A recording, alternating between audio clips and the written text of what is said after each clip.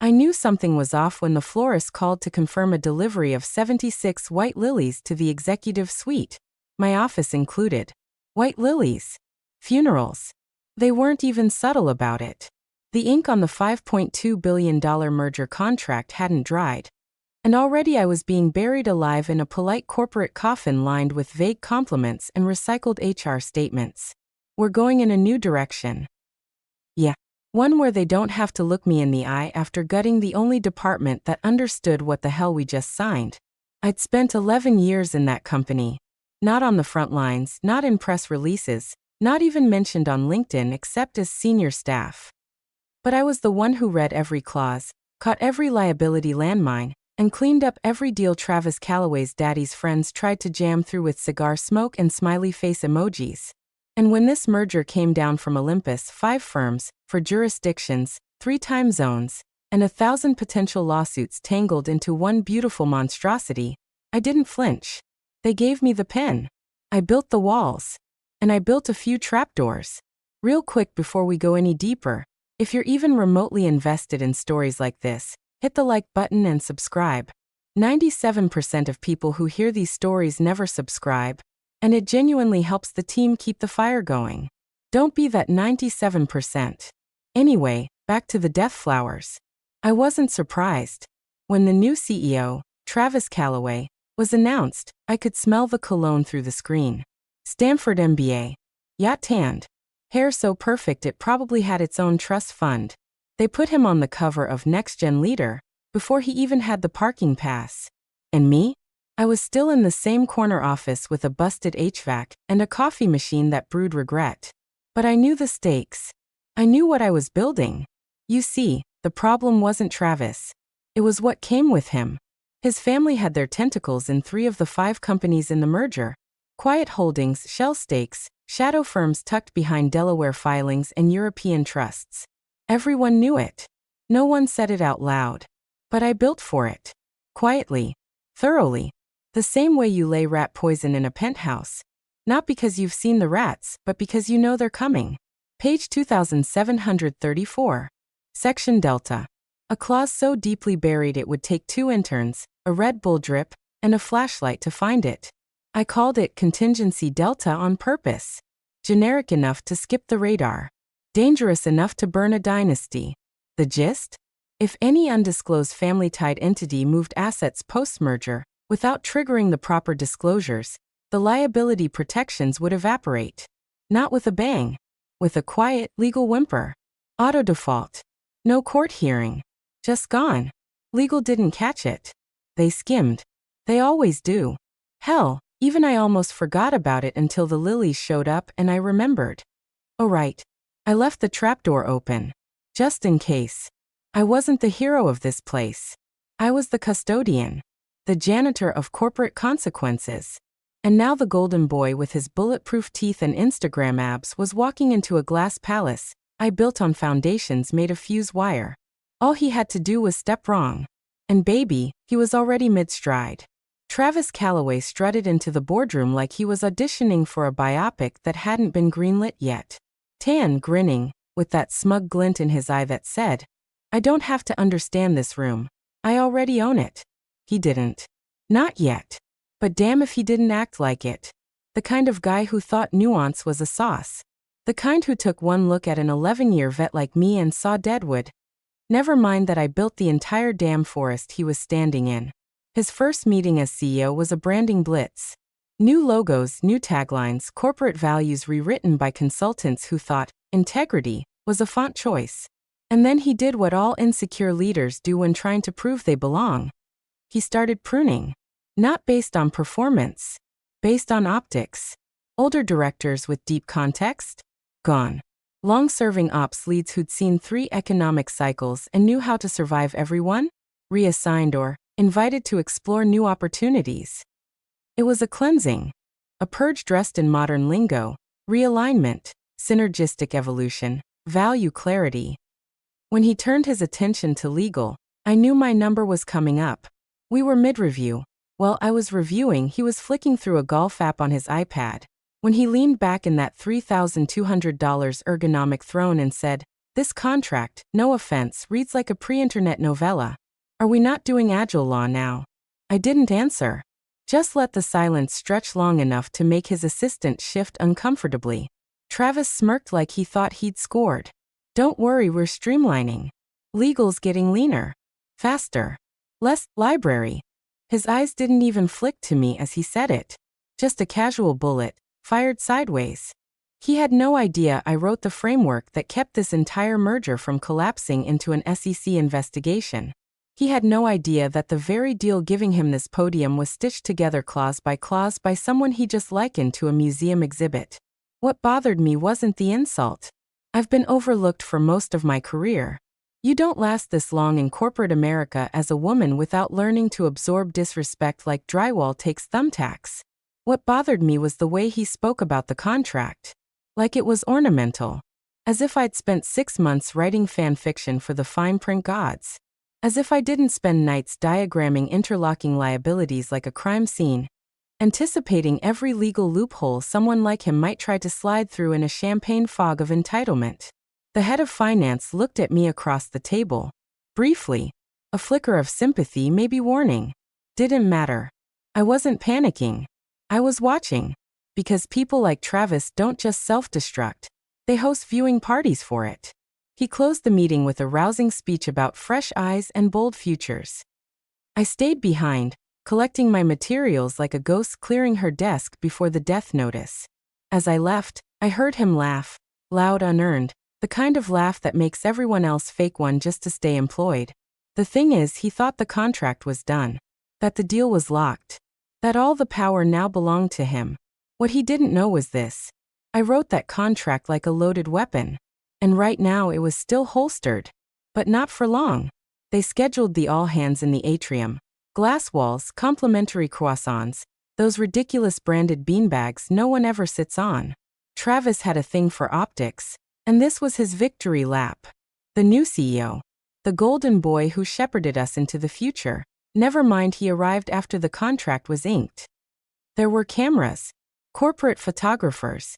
Someone actually handed out little next chapter pins like we were pledging a damn fraternity. I sat near the back. No name card. Just a lukewarm coffee and the awareness that I was about to be eulogized by a man who couldn't spell indemnification if you spotted him the first 9 letters. He took the stage with that signature. I'm not rehearsed. I'm just naturally this inspirational stance. Sleeves rolled, jaw tight, voice artificially gravelly. We've got incredible momentum, he beamed. We've crossed into a new era. And with every evolution, comes transition. That's when he said my name. Not with reverence. Not even with full syllables. Just enough to register. She's been a foundational part of our journey. Truly. But we're pivoting toward a leaner, more tech-driven legal strategy. So today, we thank her for her service to the old era.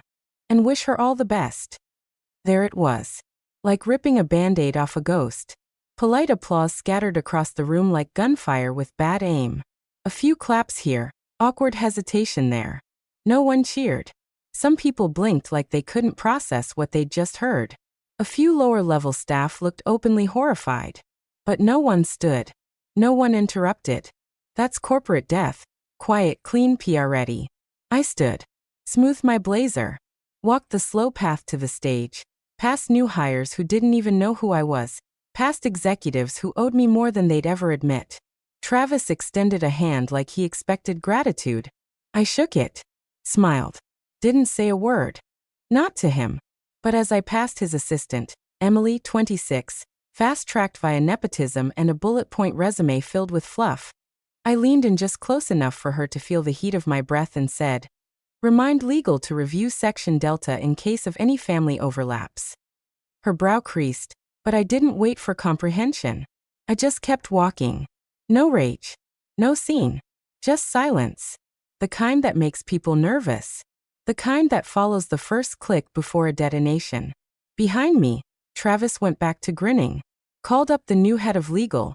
A former consultant who still had the price tag on his briefcase. Everyone smiled. Took their notes. Acted like nothing cracked beneath the floorboards. But I knew what was coming. Section Delta wasn't just a clause. It was the match. and he'd just fired the woman holding it. The first draft of Contingency Delta was written at 3:17 a.m. on a Thursday, during one of those half-conscious sprints where the fluorescent office light starts buzzing like a fly trapped in a bottle. I had a legal pad filled with crossed-out terms, a third mug of stale coffee, and exactly one motivation pulsing through every keystroke. If I was going to be the last line of defense, I wasn't going to leave the door half-closed. Most people think contracts are just glorified paperwork, boilerplate, copy-paste clauses, nice clean signatures. They have no idea. Real contracts, the kind that move billions, are war maps. And I'd been fighting corporate landmines long enough to know where the bodies get buried. Trusts, family LLCs, asset protection firms hidden behind multi-tiered shells in Luxembourg and the Caymans. A simple change in leadership could unlock decades of strategic laundering, unless you had the foresight to complicate things. Contingency Delta wasn't flashy. It was built like a fungus. Quiet, buried, designed to grow in the dark. Here's how it worked. The clause sat inside Section 2734, deep in the Asset Indemnification Appendix. It redefined material conflict in a way that didn't just apply to direct holdings, but extended its reach, like ivy through a brick wall, into any undisclosed familial interest tied to a post-merger leadership appointment. Didn't matter if the stake was 0.01% or a hidden beneficiary of a third-tier trust. If the disclosure wasn't filed within 30 days of leadership change, the default mechanism triggered. And not just a slap on the wrist trigger. No, this was a structural booby trap. All asset protection benefits were voided. Trust walls collapsed. Insurance layers peeled back. Internal compliance flags fired off like flares in a blackout. And the genius of it? It required no manual intervention. Once the clause was active, it monitored. Quietly. Through a system of triggers embedded into the post-merger governance protocols. Automatic reporting checks, metadata audits, back-end compliance reconciliations. I designed it to be too boring for PR, too dense for the casual reader, and just technical enough that legal skimmed it with glazed eyes, assuming I'd double-checked it like always. I hadn't just checked it. I tested it. Ran simulations through 3 dummy entities to make sure the cascading fail-safes triggered properly. Tied it to calendar-based disclosures. Mapped it against the family tree of every major stakeholder, including the Callaways, who were notorious for stashing assets in foundations with fake missions like sea turtle preservation, that somehow owned half of a biotech firm. It wasn't revenge. Not then. It was defense. I'd spent years cleaning up messes from men like Travis. Men with trust fund veneers and zero respect for the ink they inherited. I knew one day someone like him would roll in, blind to nuance, allergic to detail, and so sure of his untouchability that he wouldn't bother to read the fine print. So I wrote a clause just for him. And I buried it so deep no one else even noticed. Not legal, who assumed I was too cautious to trip my own wire. Not compliance, who didn't understand the cross-reference triggers tucked into the asset exposure audit. Not the board, who signed off on the doc after scanning only the summary memo. And definitely not Travis Callaway, who laughed off the contract as a relic, unaware that buried inside it was a countdown he'd already started the moment he said my name with that smug little smirk. By the time they'd read it, it would be too late. Contingency Delta didn't need me anymore. It was already breathing. It started with a name on a spreadsheet, Callaway and Renshaw Holdings, line 48, a routine line item transfer between 2 domestic trust arms. The kind of thing that happens 100 times a year. Quiet. Legal. In turn handled. The digital equivalent of white noise. But this time, the timing was wrong. The leadership had changed. The disclosures hadn't been filed. And Contingency Delta didn't give a damn about intentions. The trigger was subtle. A compliance scan cross-referenced entity IDs and found a mismatch in the disclosure index. One of the shell firms tied to the Callaway family had failed to update its beneficiary tree within the 30-day post-appointment window. That's all it took. An algorithm tucked into a forgotten corner of the governance platform flagged it as a Category 7 breach. Automatic. The system ran a second validation, cross-checked the transaction timestamp, confirmed the lack of updated documentation. Then quietly, without so much as a ping to legal, It initiated the rollback protocol. Contingency Delta activated.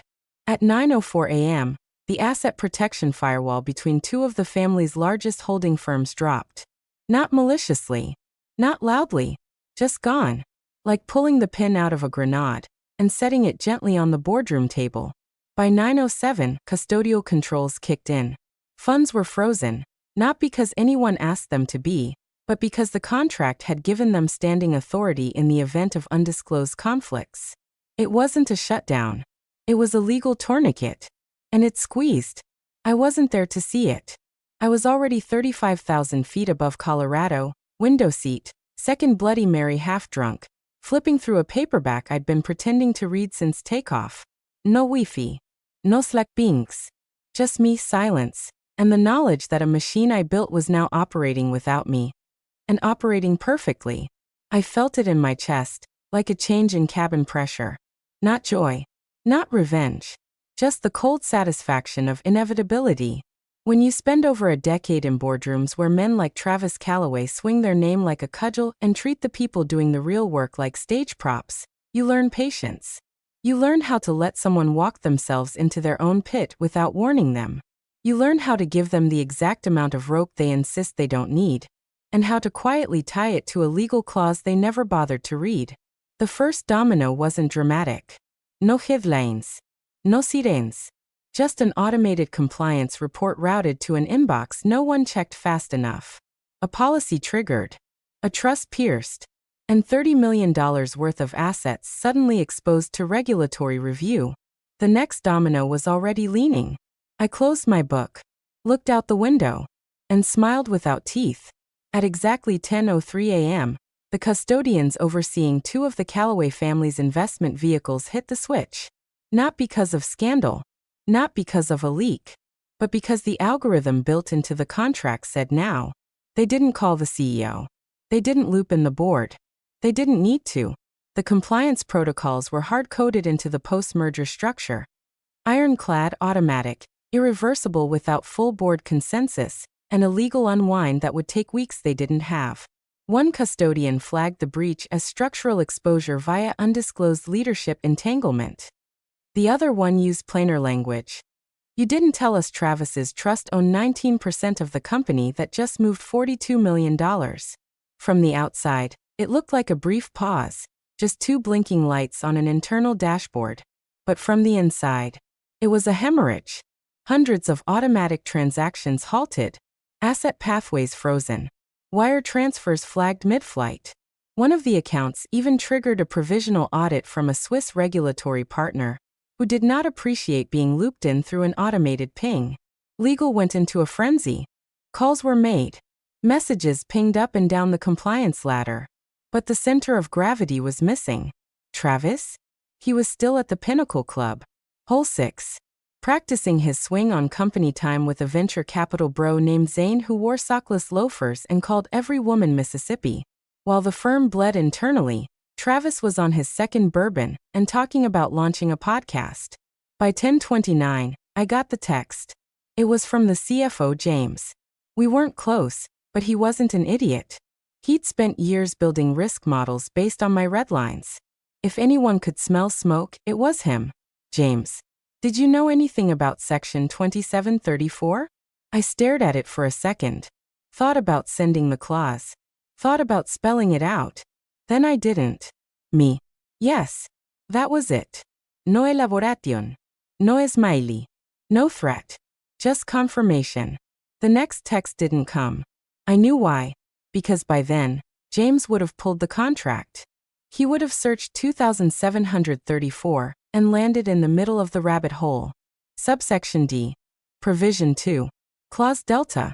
He'd read the language and realized the problem wasn't just legal. It was built into the bones of the deal. And then he'd do what every panicked exec does when faced with a slow-rolling detonation. Start flipping backwards. Page 2733. Page 2732. Page 2730. Each paragraph quietly revealing the noose that had been knotted long before Travis ever opened his mouth in that boardroom.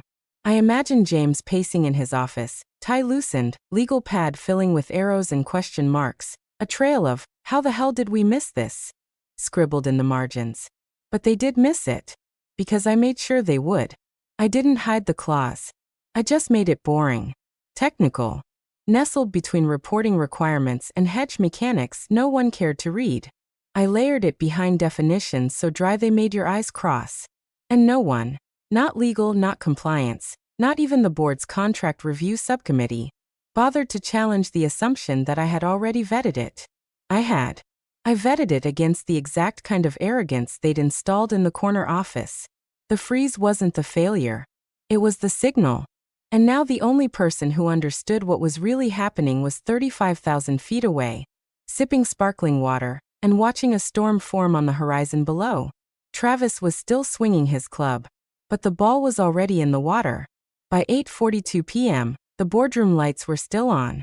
Not the usual soft, amber mood lighting they use for evening presentations, but full fluorescence, harsh, buzzing, like an interrogation room. Half the board was physically present, the other half blinking in on grainy video feeds from their vacation homes and yachts and overpriced Manhattan dens. No catering. No plaisanteries. Just folders. Screens. Numbers no one wanted to say out loud. Travis walked in late, still in golf shoes. Rumor is he didn't even know why he was summoned until the head of compliance threw a 54-page incident report on the table and said, Section 2734. Read it. He didn't. He stared at it like it was written in Sanskrit. His first instinct wasn't to read or ask questions. It was to deflect. Is this about that asset freeze? He said, almost laughing, like it was a minor paperwork hiccup. No one laughed back. The chairman, Bernstein, a 70-year-old with skin like crumpled paper and a Rolodex that could make senators blink, just looked at him and said, "Your family holdings have been compromised, Travis. This isn't a compliance issue. This is a disclosure breach." Travis blinked. What holdings? That was his answer. And that was the moment it turned. Because they knew, every person in that room knew, that he didn't even know what he owned. His father had built the scaffolding of the Callaway empire across dozens of trusts and estate vehicles, layering ownership under layers of silent partnerships, foundations, and philanthropic shell orgs that funneled money through 6 countries before it landed back in the family name. The problem wasn't that Travis was hiding it. The problem was that he forgot it existed. And contingency Delta didn't forgive forgetfulness. By 9:15, his father had called 3 times. The last one wasn't a call, it was a scream through a speakerphone that echoed off the walls. "You idiot. That clause is real. I told you not to fire her. I told you." The board sat in stunned silence. Because this wasn't just about money anymore. The collapse of those trusts didn't just expose $310 million in unprotected assets. It unraveled leverage. It pierced the veil on campaign contributions tied to offshore accounts. It put a family dynasty at legal risk in 3 jurisdictions. Callaway money was woven through political backchannels, shadow PACs, private equity plays, and now, thanks to one ignored clause, those threads were fraying fast. The family's estate lawyers were already on Zoom. Tired men in worse suits than they used to wear, scrambling to pick apart language they didn't write. They tried everything. Contesting the scope, challenging jurisdiction, arguing legislative conflict. But every route looped back to one truth. The contract was airtight. Worse than airtight, it was self-executing. No court order required. It had already triggered. And reversing it now would require a unanimous board vote and retroactive disclosure filings that would themselves be subject to regulatory audit. Which meant the only option was to stem the PR bleed and find someone to blame. And the one person who could explain it? I wasn't answering their calls. Travis sat pale, jaw clenched, fingers twitching as he scrolled through the PDF of the clause for the first time. The words probably meant nothing to him. But the total silence in that room, the eyes avoiding his, the chairman's subtle shake of the head, spoke volumes. He looked up and muttered, "Why would she do this?" No one answered. Because deep down they knew. I didn't do anything. They did. They handed power to a man who didn't understand consequence. And then they fired the only person who did. The leak wasn't loud. Just a 3-sentence blip in a dry internal newsletter passed around by a mid-level associate in finance. but it moved like fire through brush. Clause 2734 reportedly triggered rollback on multiple Callaway-tied trusts. Internal sources estimate exposure exceeding $310 million. No exclamation points. No drama. Just numbers. And in this world, numbers are war drums. By mid-morning, the rumor had metastasized. Compliance was locked down. Legal was under gag orders. The usual hallway gossip had been replaced by tight-lipped stares and inboxes flooded with CYA emails. You could feel the building holding its breath. It wasn't just a clause anymore. It was a question. Who the hell actually wrote this thing? At 1:12 p.m., I got the first ping from a journalist. Her name was Meryl, freelancer, sharp as a razor, working with a niche and a newsletter that specialized in tracking collapse points in major deals. She wasn't mainstream. She was worse, respected in the rooms that mattered. Her email was polite. Clinical. I'm reaching out regarding recent developments related to the contingency delta clause embedded in Section 2734 of the 5-Star Meridian Merger Agreement. Several sources have confirmed that its activation has impacted legacy Callaway interests. I'd like to confirm attribution. Were you its original architect? I didn't reply right away. I read it twice. Then 3 times. Then closed the tab and let the silence sit. 20 minutes later, I responded with a single line. I don't speak on active contracts, but I do believe in responsible authorship. She never wrote back. She didn't need to. That was the confirmation. And the fuse was now public. That same afternoon, the board did what they should have done weeks ago. They reopened the contract. All 2,900 pages. Not the summary deck. Not the executive brief. The real thing. The one I had written in the trenches. The one Travis had never touched except to mock its length and call it legacy bloat. They split into review teams. Legal, compliance, risk, finance. Red pens. Sticky tabs. Private Slack channels buzzing in deadpan bursts. And what they found? Clause after clause with precision teeth. Time triggers. Default traps. Disclosure mazes so elegantly constructed that even their most senior counsel had to diagram them on legal pads to comprehend. It was like realizing the pretty wallpaper in your penthouse was hiding a weapons vault.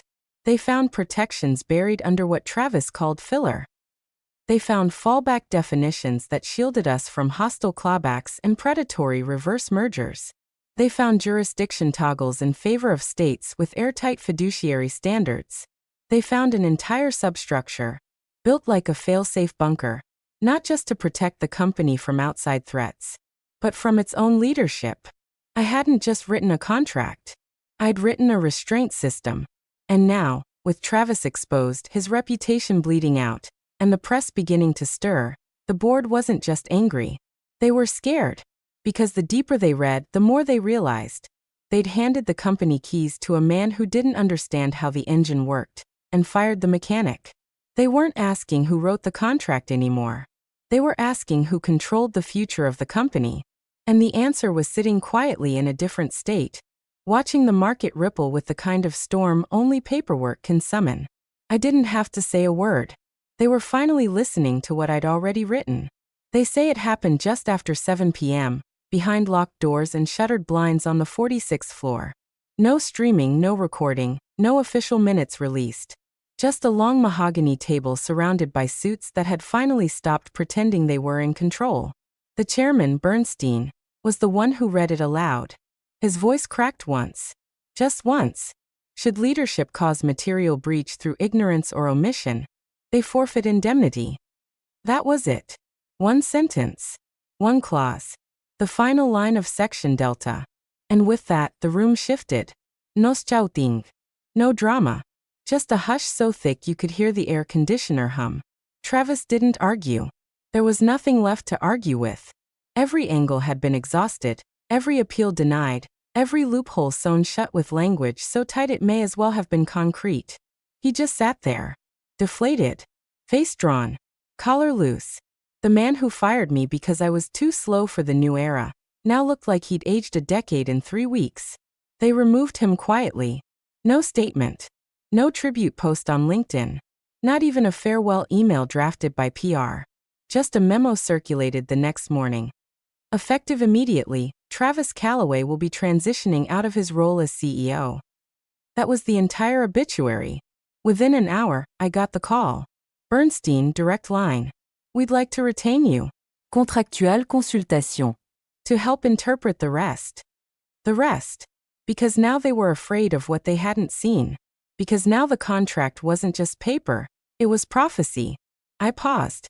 Thought about the satisfaction of watching them squirm through every clause. Every word I wrote when no one cared what I was doing. Thought about how it felt when Travis publicly dismissed 11 years of meticulous, surgical work with a single smirk. Thought about the lilies. No, I said. I won't be consulting. A long silence. Then a simple reply. Understood. I hung up and walked to the window. Sunset had just begun cutting through the clouds, spilling gold across the tops of buildings. I watched the city flicker beneath me. Somewhere in that skyline was a company still untangling the legal architecture I left behind. My name might never be spoken in their earnings calls or press briefings, but it would live in every decision they made from now on. I didn't need revenge. I had the final word. I already wrote the ending. You're just now reading it.